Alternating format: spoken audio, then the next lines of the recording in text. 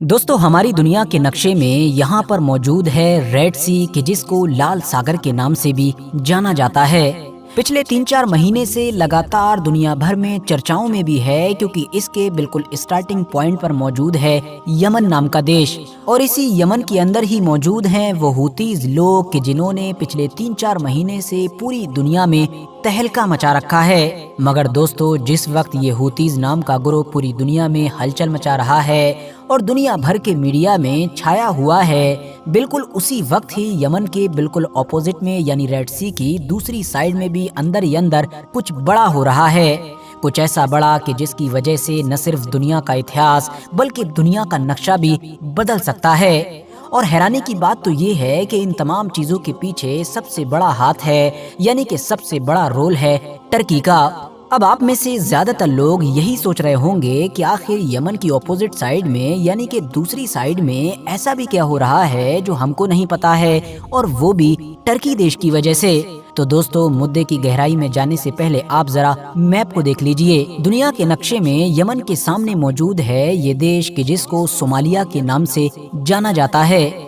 इसी सोमालिया के साथ अभी 1-2 दिन पहले ही टर्की की एक बड़ी डिफेंस डील हुई है। डिफेंस डील का सीधे तौर पर ताल्लुक है नेवी के साथ, यानी कि सोमालिया की जल सेना के साथ। इस डील के तहत टर्की सोमालिया की फौज को न सिर्फ ट्रेनिंग देगा, इक्विपमेंट यानी कि हथियार देगा, बल्कि साथ ही साथ उसका जो वाटर एरिया है, उसका जो पूरा समुद्री एरिया है, उसकी भी हिफाजत करेगा, वो भी अगले 10 सालों तक। और इस डील का एक सीधा सा मतलब ये भी निकलता है कि अब टर्की की नेवी न सिर्फ इंडियन ओशन में बल्कि उस गल्फ ऑफ एडन नाम के खास इलाके में भी मौजूद रहेगी कि जो रेड सी में एंटर होने का इकलौता रास्ता है। मगर अब आप लोग यही सोच रहे होंगे कि आखिर इसमें ऐसी क्या बड़ी बात है। एक डिफेंस डील ही तो है, और इस तरह की डील्स तो आमतौर पर दुनिया के अलग अलग देशों के बीच में होती ही रहती हैं। लेकिन दोस्तों, वर्थ नोटिसिंग बात तो यही है कि ये मामला जितना सीधा और सिंपल नजर आ रहा है, उतना सीधा और सिंपल है नहीं। भले ही इस डील के बाद सोमालिया की तरफ से बयान में टर्की को अपना एक सच्चा साथी, दोस्त और भाई कहकर पुकारा गया हो, और ये कहा गया हो कि हमारा यही भाई अब अगले 10 सालों तक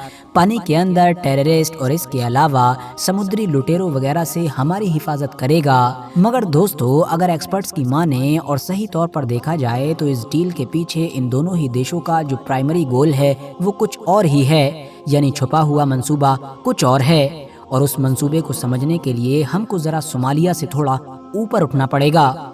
सोमालिया से ऊपर मौजूद है सोमालीलैंड। वैसे तो इस सोमालीलैंड पर लगभग 1 महीना पहले ही मैं एक कंप्लीट वीडियो बना चुका हूँ। अगर आप लोग इसका इतिहास वगैरह डिटेल में जानना चाहते हैं और इससे जुड़ी सारी इन्फॉर्मेशन चाहते हैं तो डिस्क्रिप्शन में दिए गए लिंक के जरिए से जान सकते हैं। फिलहाल ताज़ा मुद्दे को समझाने के लिए मैं कुछ मोटी मोटी बातें बता ही देता हूँ। दरअसल ये जो सोमालीलैंड नाम का पूरा इलाका है, ये एक लंबे वक्त तक सोमालिया का ही हिस्सा हुआ करता था। मगर फिर सन 1990 और 91 के दौर में ये पूरा इलाका सोमालिया से सेपरेट हो गया और इन लोगों ने अपनी आज़ादी का ऐलान कर दिया। तब से लेकर आज तक लगातार ये लोग सोमालिया से बिल्कुल अलग रहते हैं। इनके देश का नाम अलग है, इनका झंडा अलग है, इनकी बाकायदा अपनी एक गवर्नमेंट है, इन्होंने अपने बॉर्डर भी सिक्योर कर रखे हैं। इसके अलावा सारा सिस्टम इनकी अपनी ही गवर्नमेंट से चलता है। इवन अगर आप लोग सोमालीलैंड में जाना चाहेंगे तो आपको वीज़ा वगैरह भी इन्हीं की गवर्नमेंट से मिलेगा। मगर इन तमाम चीज़ों के बावजूद भी आज तक, यानी जब 30 साल से भी ज़्यादा का लंबा वक्त गुजर चुका है, दुनिया के किसी भी मुल्क ने सोमालीलैंड को एक आज़ाद देश के तौर पर मान्यता नहीं दी है। यानी ना तो दुनिया का कोई देश इनको रिकॉग्नाइज करता है और ना ही कोई दुनिया की ऑर्गेनाइजेशन इनको रिकॉग्नाइज करती है, बल्कि इंटरनेशनल कानून के हिसाब से यही माना जाता है कि सोमालीलैंड तो सोमालिया का ही एक हिस्सा है। बस सिर्फ यहाँ के कुछ लोगों ने जबरदस्ती अपनी हुकूमत वगैरह कायम कर रखी है। मगर दोस्तों, 32-33 साल का एक लंबा अरसा गुजर जाने के बाद जनवरी 2024 में ही सोमालीलैंड को बड़ी कामयाबी मिली। ये कामयाबी उस वक्त मिली कि जब दुनिया का पहला देश उसको रिकॉग्नाइज करने के लिए तैयार हो गया। ये देश भी कोई छोटा मोटा और आम देश नहीं था, बल्कि ये तो सोमालिया और सोमालीलैंड का पड़ोसी यानी कि उनके बिल्कुल पीछे मौजूद वही देश था कि जिसको इथियोपिया के नाम से जाना जाता है और जिसकी अफ्रीका के सबसे बड़े देशों के साथ गिनती की जाती है। इथियोपिया की जो सबसे बड़ी कमजोरी है वो ये है कि वो लैंडलॉक कंट्री है, और वो भी दुनिया की सबसे बड़ी लैंडलॉक कंट्री है। यानी इसकी आबादी भी अच्छी खासी है, एरिया भी काफ़ी है, मगर इसके बावजूद भी इसका कोई भी बॉर्डर यानी इसका कोई भी किनारा समुद्र के साथ नहीं मिलता है, जिसकी वजह से इसको हद से ज़्यादा परेशानियों का सामना करना पड़ता है।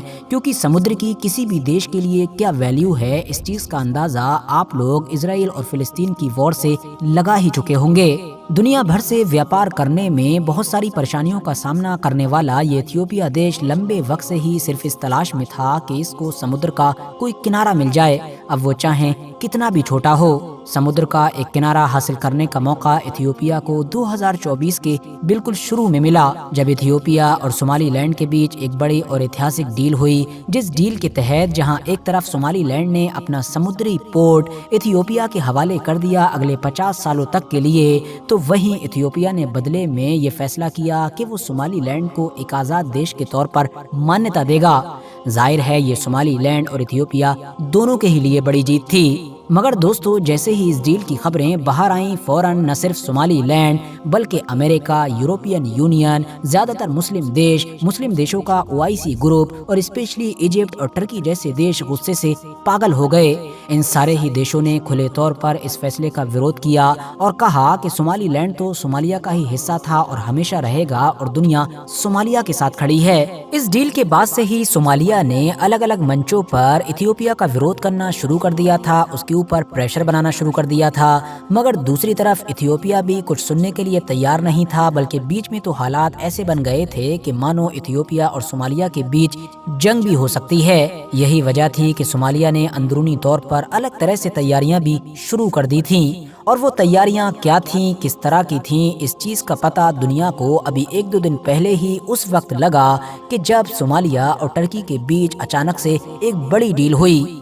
एक्सपर्ट्स मानते हैं कि सोमालिया और टर्की इस नई डील के बारे में भले ही किसी भी तरह के अलग अलग दावे करते हों, लेकिन सच्चाई यही है कि इस डील का मकसद उस इथियोपिया को काउंटर करना है जो एक लंबे वक्त से सोमालिया की एक भी बात नहीं सुन रहा था और बहुत जल्द ही सोमालीलैंड के पोर्ट पर एक्सेस हासिल करने वाला था, जहां पर वो न सिर्फ व्यापार करेगा बल्कि अपनी जल सेना यानी कि नेवी वगैरह भी तैयार करेगा। इस डील का सीधा सा मतलब यही है कि अब अगर इथियोपिया को सोमालीलैंड का पोर्ट हासिल करना है तो उसको सोमालिया से नहीं बल्कि साथ ही टर्की से भी जंग करनी पड़ेगी। और उससे भी बड़ी बात तो ये है कि टर्की एक नेटो मेंबर है और किसी भी एक नेटो मेंबर पर हमला करने का मतलब है पूरे नेटो पर हमला करना। तो जाहिर है इथियोपिया टर्की पर तो हमला करने की बेवकूफ़ी कभी नहीं करेगा। तो अब इथियोपिया के सामने सिर्फ 2 ही ऑप्शन बचेंगे, या तो वो अपने कदमों को पीछे खींच ले और उस डील को ही तोड़ दे जो उसने जनवरी के शुरू में सोमालीलैंड के साथ की थी, या फिर अगर वो इस डील को बरकरार रखना चाहता है और जिद पर बना रहना चाहता है तो फिर एक जंग को शुरू करे, और वो भी एक ऐसी जंग जो सिर्फ इथियोपिया वर्सेस सोमालिया नहीं होगी बल्कि इथियोपिया वर्सेस सोमालिया, टर्की और नेटो के भी बहुत सारे देश। और यकीनी तौर पर इस तरह की भयानक जंग तो इस पूरे एरिया का नक्शा, सूरत सब कुछ बदल सकती है।